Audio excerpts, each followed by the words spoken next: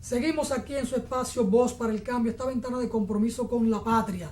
Anunciamos antes de ir a la pausa en el segmento anterior que tenemos como invitado al doctor Carlos Sánchez, secretario general de la Alianza por la Democracia, la APD, pero además es un académico, médico, político, duartiano, un hombre de los buenos, un hombre honesto.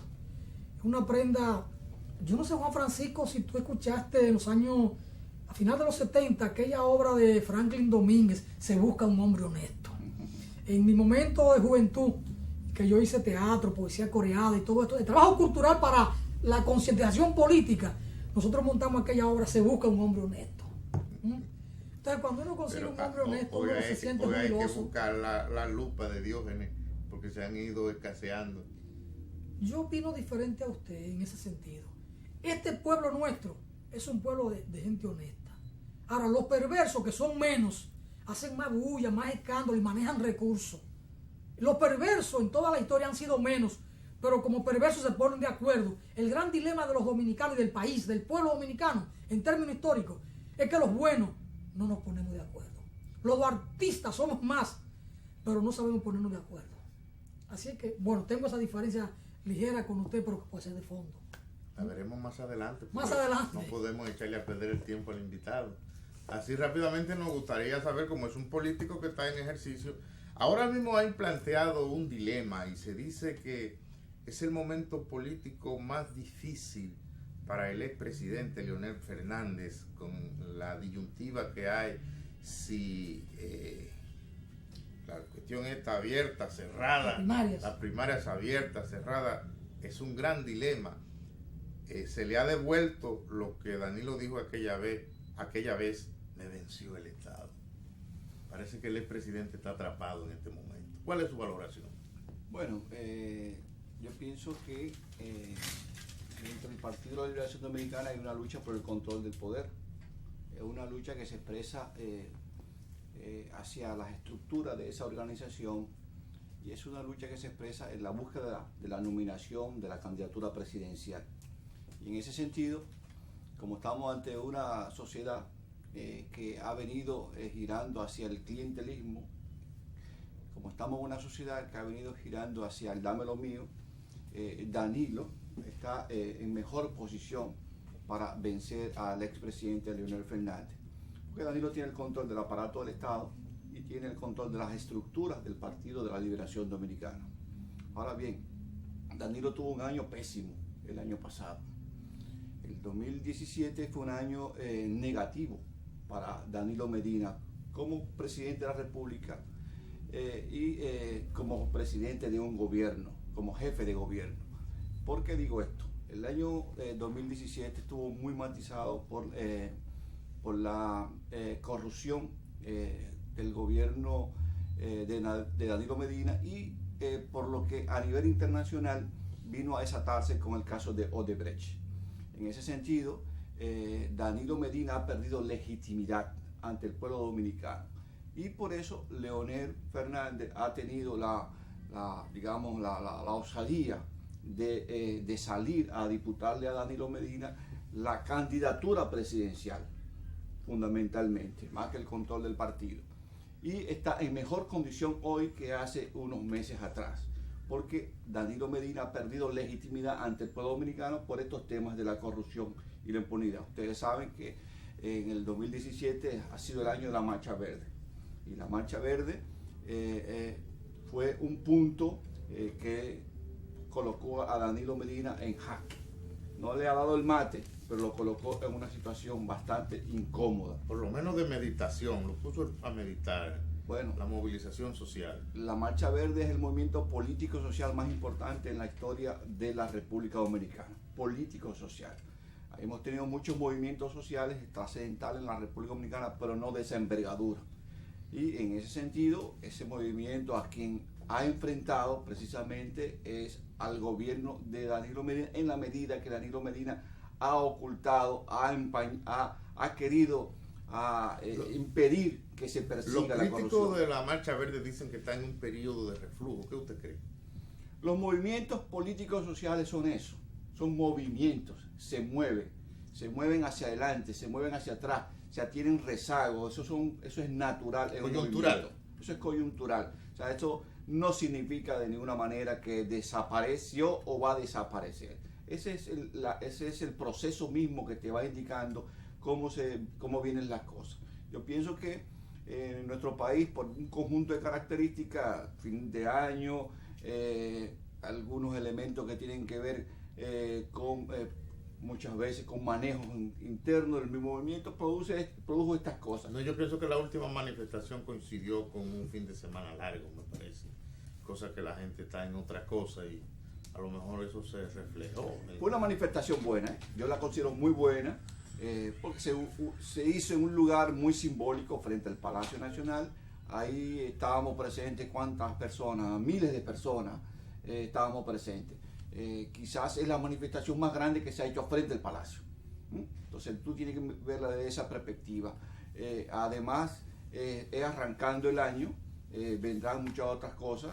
Pero los analistas políticos que tenemos en el patio sostienen que en el año 2017 algo que favoreció al presidente Danilo Medina y al PLD es que el único movimiento de importancia que tuvo en las calles fue el movimiento Marcha Verde. La oposición política ha estado en un lugar secundario para enfrentar de verdad al presidente Danilo Medina. Mira, eso tú no lo puedes separar así. Eso lo dice gente interesada en minimizar la oposición. Tú no puedes Vamos decir, a señalar algo que haya hecho la oposición. No, es que la Marcha Verde es oposición. Sí, no, pero los partidos, la Marcha Verde tiene un rol y los partidos como tal tienen otro. Ciertamente. Ahora recordémonos la sagacidad que tenía Juan Bosch y el PLD cuando eran oposición.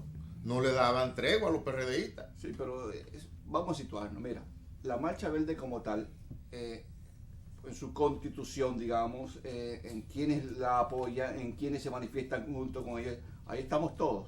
Ahí está la sociedad que no, civil, ahí está la sociedad que no pertenece a un partido, por ahí estamos los que somos miembros de partidos políticos. Hay cosas que no le son permitidas a la Marcha Verde. Bueno, digamos que ha habido un acuerdo tácito entre la Marcha Verde y la oposición, en el sentido de que qué cosas hago yo y qué me permites hacer y qué cosas haces tú.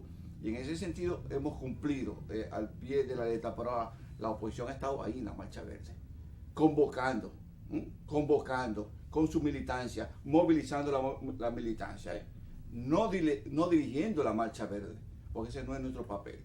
Ese es el papel de quienes han asumido la conducción de la Marcha Verde, pero estamos ahí. Realmente ese protagonismo que tú adviertes de la oposición contra el gobierno. Estoy reclamando. No, bueno, tú reclamas, ¿verdad? En cuanto a temas, en cuanto a más beligerancia en el territorio, en las calles, en la prensa, realmente no es el mismo de los años 70 o 80, son otros momentos, es distinto. Nosotros ahora lo que hemos primero querido enfrentar después de las elecciones del 16 es el tema que tiene que ver con el sistema político electoral, la institucionalidad que hemos reclamado, establecer la institucionalidad política electoral que permita a este país avanzar hacia la democracia. Y por eso trabajamos desde el primer momento, después del 16, después de las elecciones pasadas, en tratar de que se conformara una Junta Central Electoral que diera ciertas garantías a los procesos electorales y desde nuestro punto de vista avanzamos. No logramos constituir la Junta Central Electoral que se quería, que se requiere, ¿verdad? Que sea una junta integrada por personas probas, independientes, que garanticen la equidad en el proceso electoral, pero tenemos una junta un poco más decente que la anterior y eso se logró gracias al trabajo de los partidos políticos fundamentalmente. Ahora estamos librando otra lucha, que es la lucha de que tengamos una ley de partido y una ley electoral también más justa, que permita también a las organizaciones políticas participar en elecciones en mejores condiciones que como hemos participado anteriormente. Y en eso estamos. Cuando ustedes ahorita hablaban de que si existe un bloque o no de oposición, hay una plataforma realmente. Y esa plataforma está constituida por 11 partidos políticos de oposición que ha estado reuniéndose y trabajando permanentemente desde el 9 de mayo del 2016. 9 de mayo, o sea, antes de las elecciones. Las elecciones fueron el 15 de mayo, entonces nosotros empezamos a trabajar el 9 de mayo, cuando hicimos una primera visita a la Junta Central Electoral con todos los candidatos presidenciales de esos partidos políticos, a reclamar que había que aplicar la ley electoral como está establecido, en el sentido que los escáneres no se podían usar independientemente del escrutinio manual. Y todo el mundo sabe lo que pasó en República Dominicana en ese sentido. Pero fueron los partidos políticos que salieron a dar la cara y a reclamar que había que contar los votos uno por uno en cada mesa y los escáneres como elemento secundario. No se hizo como los partidos políticos de oposición plantearon, se usaron los escáneres y después hubo que usar el conteo manual en cada mesa para salvar el proceso electoral, que fue un desastre. Usted tiene los datos, ¿verdad? Más del 30% de los escáneres no funcionaron, no llegaron a las mesas, no llegaron, y de los que llegaron, el 30% no funcionó. Ese dinero se perdió. Hasta ahora está perdido. Y no hay cómo hacerle justicia a los que cometieron ese crimen a la economía nacional. Estamos ante un Estado que apoya la impunidad. Ese es uno de los problemas básicos de este país, que nunca hay persecución del delito. No se recuerda una burla mayor al pueblo dominicano. Y del delito de ningún tipo. Delito de ningún tipo. Porque estamos viendo el caso de Odebrecht, ¿verdad? Que aquí se ha barajado para que nadie pague. La última mofa fue lo que le hizo la Suprema Corte de Justicia a Hipólito Mejía y a Wilton Guerrero, que después de 6 o 7 años de lucha judicial, pues entonces allí el tribunal lo que le pidió fue que se pusieran de acuerdo, en lugar de condenar al agresor. Esa es la última afrenta en el Poder Judicial en la República Dominicana. Bueno, estamos ante una justicia prácticamente inoperante, porque está controlada totalmente, en este caso, por un partido político y por el Poder Ejecutivo.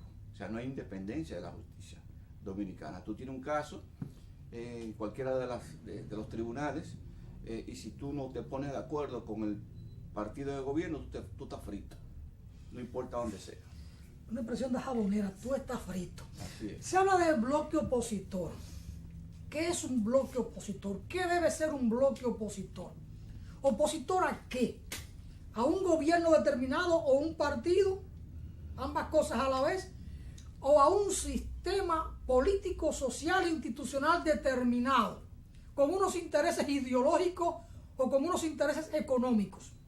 Por ahí por donde debe enrumbarse la cosa, porque aquí lo que hoy se denomina bloque opositor debían ser realmente dos bloques. Un bloque de oposición al gobierno pura y simplemente y al PLD, pero con los mismos intereses desde la derecha, desde un sistema corrupto, perverso, y un bloque opositor que sea adverso al sistema como tal, a la corrupción, a la impunidad, a las injusticias, al dolo. Debían ser dos bloques. Pero bueno, hay un denominado bloque opositor. Para mí la ¿oposición a qué? Debe ser al sistema. Entonces, en ese bloque hay mansos y hay cimarrones, hay de todo. Se hablaba de lo de la Marcha Verde, que todo lo que es oposición asumió la Marcha Verde. Yo pienso que ni Vincho Castillo ni Elías Hueso Chávez asisten a lo de la Marcha Verde. Eso no son oposición. Los demás partidos han estado volcados, participando en la Marcha Verde, porque como que no tienen, dada su política, no tienen otra expresión de oposición. Porque se analizan, se cuestionan desde las instancias partidarias y se es consecuente con las políticas criminales que se aplican desde el gobierno, con los actos dolosos, con esa justicia inoperante que solo opera al servicio de una clase, más que a una clase económica, una clase gobernante, porque Hipólito Mejía es parte del bloque dominante y sin embargo esa justicia no es imparcial frente a un hombre como Hipólito que es parte del bloque dominante. Simplemente lo sometieron porque Hipólito debía tener ganancia de causa en el caso de la demanda contra Wilton Guerrero por difamación e injuria o por difamación.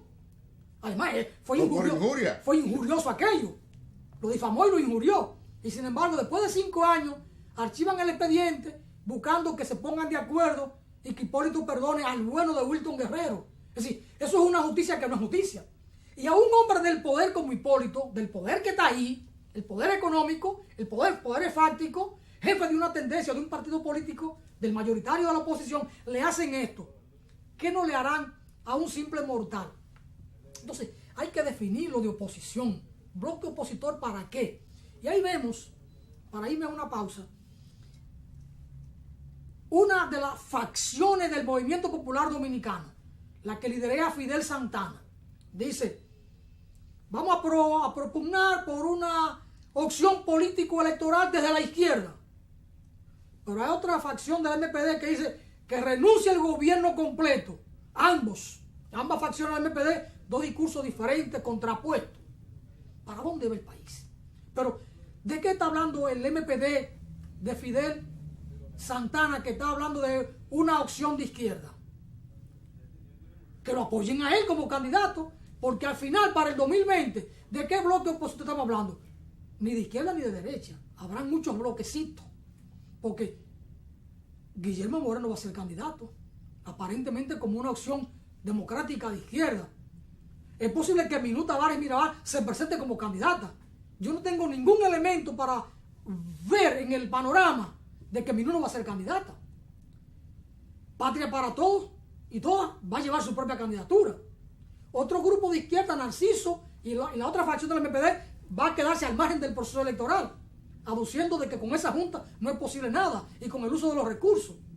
Así, en términos políticos, ¿para dónde vamos de cara al 2020? De esta cosa vamos a hablar con el doctor Carlos Sánchez, pero después de la pausa.